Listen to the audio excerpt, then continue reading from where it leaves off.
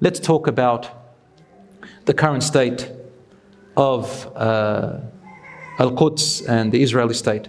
I've heard some people, especially some Muslims, they listen to stuff on TikTok and other places of social media, and I've seen this trend of a drum blowing and you hear the word Allahu Akbar, and people, they say, imagine hearing that voice. I would run. You would run. And how are you going to run to it? And how are you going to hear the voice, Aslan? And who are they? And how do you know that Al-Mahdi is attached to the current state of Israel right now in Palestine? And right now people are asking me, is this the sign of the Mahdi? Is the Mahdi come out? Is the Dajjal alive? This is where the end of time? Is this the... I want to fix some misconceptions, brothers and sisters. There is nothing in the Quran or the Sunnah, even in the weak hadiths, that make a connection between now the current state of Palestine and Israel and the Mahdi currently.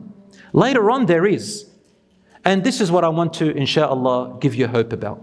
First of all, the ayat in the Quran, in Surah Al-Isra, Allah subhanahu wa ta'ala says, وَالْعَاقِبَةُ لِلْمُتَّقِينَ. Those who are God-fearing will have the end. Right now, this is the process. The end is coming, inshaAllah. And the end will be for the believers. Now, Allah subhanahu wa ta'ala, or He told His Prophet sallallahu alaihi wasallam, many things that will come in the future. These are all in hadiths, authentic hadiths, some of them Bukhari and Muslim, and some of them in Abu Dawud, Tirmidhi and other hadiths. When it talks about Al-Mahdi, Al-Mahdi means the guided one. Al-Mahdiyu, Al-Rasul sallallahu alaihi wasallam says many hadiths about him in books other than Bukhari and Muslim. Although Bukhari and Muslim, they make reference to him when Isa alayhi salam comes by saying that Jesus Christ, Isa alayhi salam, will come to the land in Damascus, to the mosque with the white minaret, and he will see their Amir. The Amir means Amir al-Mu'mineen, the leader of the believers. So inshallah it's a khilafah. And the Amir will step back to say, it's a time of salat, will say to the Isa alayhi salam, come and pray Imam. And Isa alayhi salam will say, no, this Ummah has its own blessings and its own leaders above one another.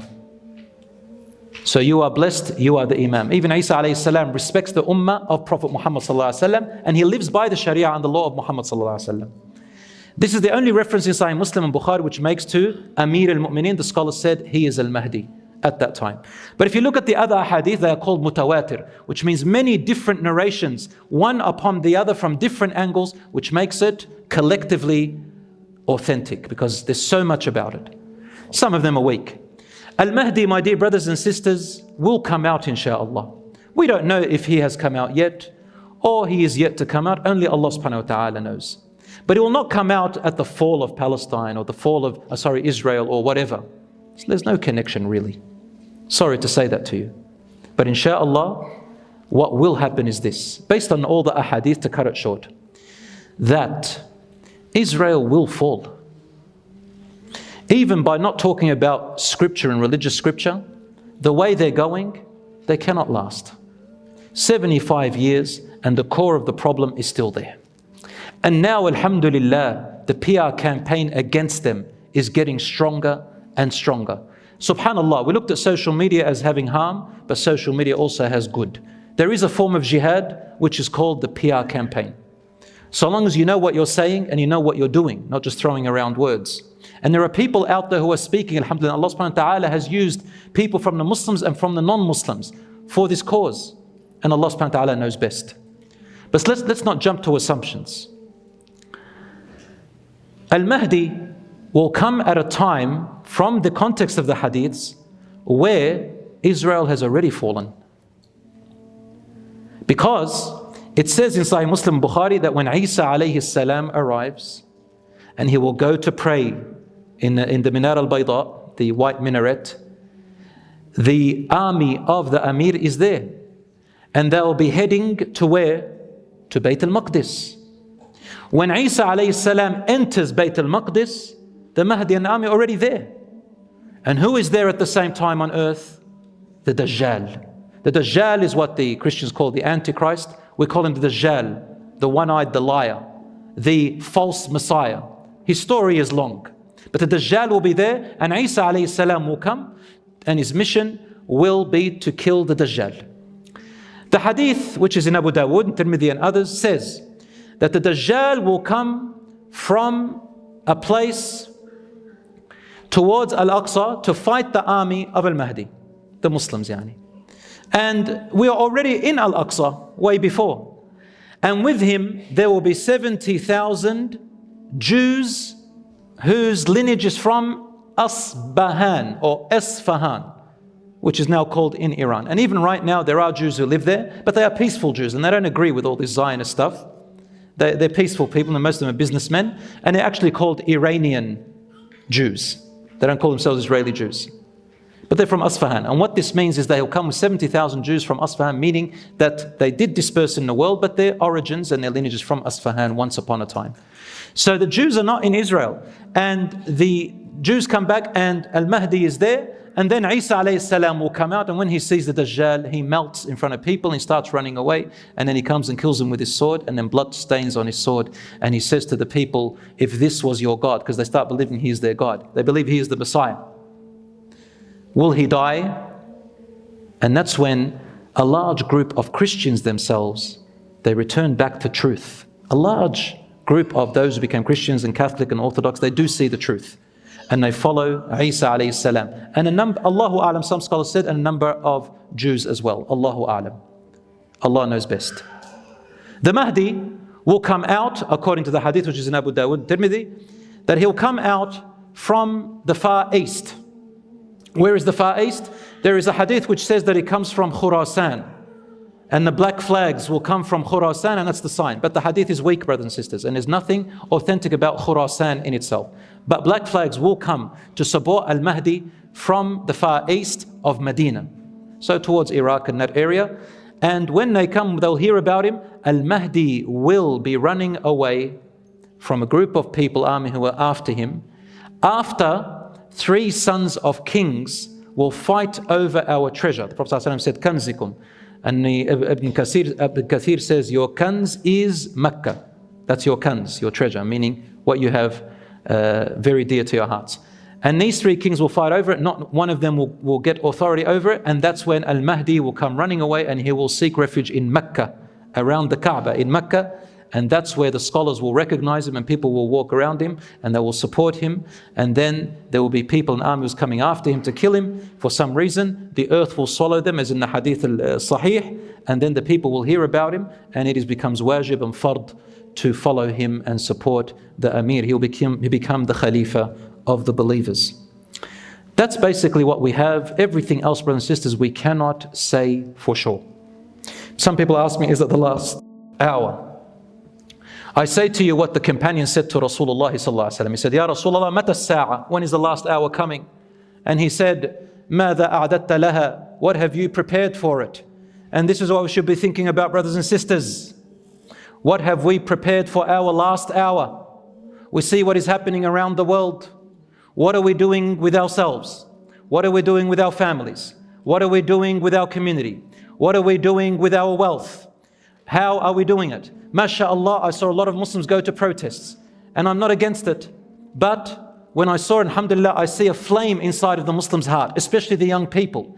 The other day I gave the khutbah at my school, and subhanAllah, young people from grade 6 all the way to year 12, I could hear a pin drop, MashaAllah, which shows that there is, insha'Allah, optimism. There is good in this generation.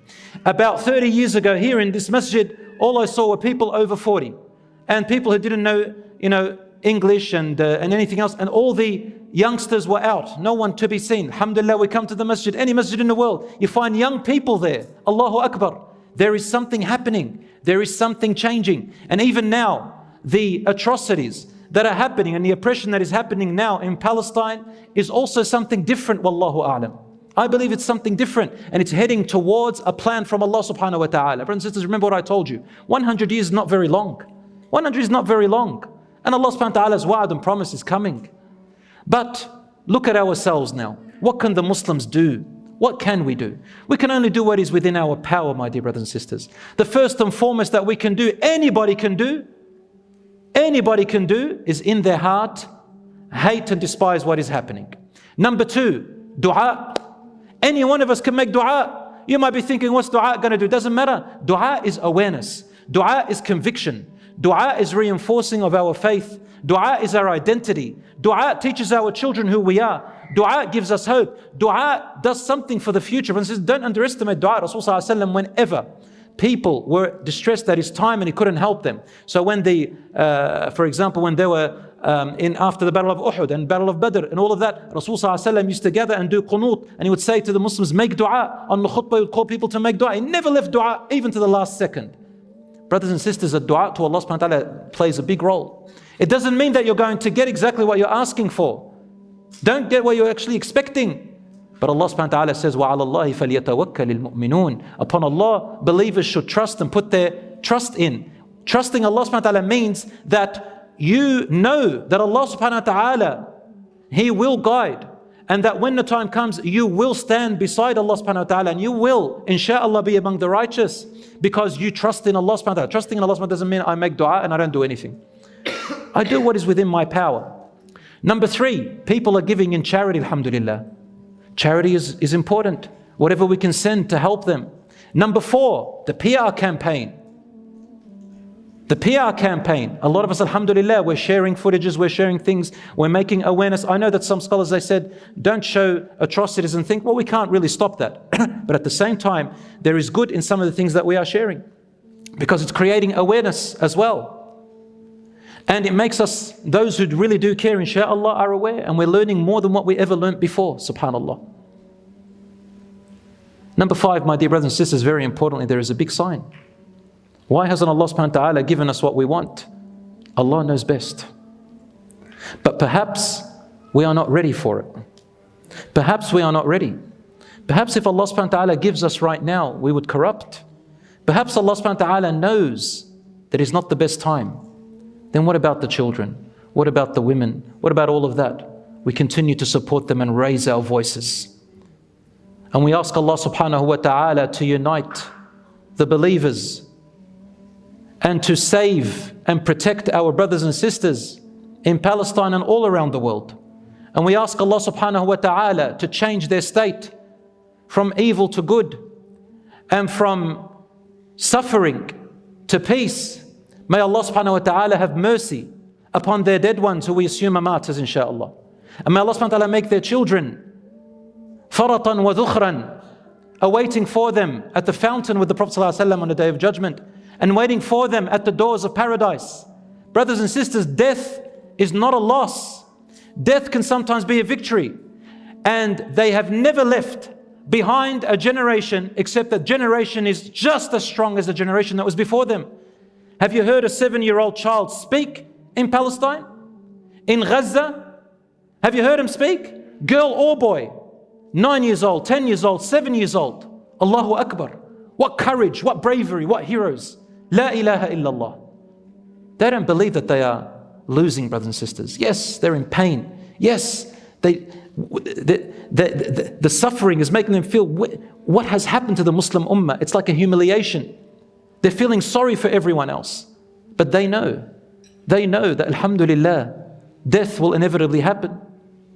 From the moment they are born, they've got their shrouds ready. You know, from the moment they're born, they say, any time I can die. And when you see any of them die, yes, they cry and everything, but you hear them saying, Fidaki, Palestine. Fidaka abi wa ummi ya Rasulallah. Fidaka ya dini. I ransom myself for my religion. I ransom myself for my Prophet ﷺ. I ransom myself for this cause. So why do we have to give up? Brothers and sisters, the Muslims nearly got wiped out in the 12th century. Nearly wiped out by the Mongols. Yet Allah subhanahu wa ta'ala brought back from the ashes the victory and the power again. It lasted right up to later on until Allah subhanahu wa ta'ala brought Islam and Muslims and justice and goodness back.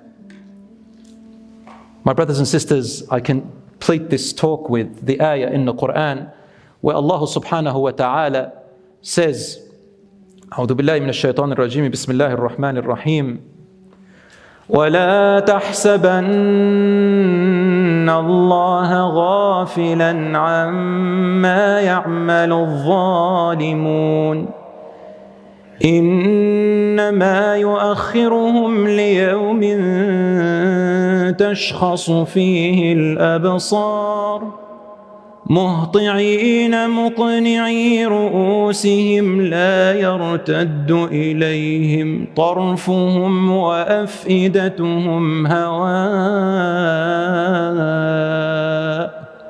Allah says in Surah Ibrahim, and do not assume that your Lord, Allah, is unaware of what the oppressors are doing. He is merely giving them respite for a very short time, till a day comes, don't worry, where they will be standing on a day and their eyes are looking in terror and horror, and their hearts they will feel as if it is outside of their body from the fear and horror that they will be facing.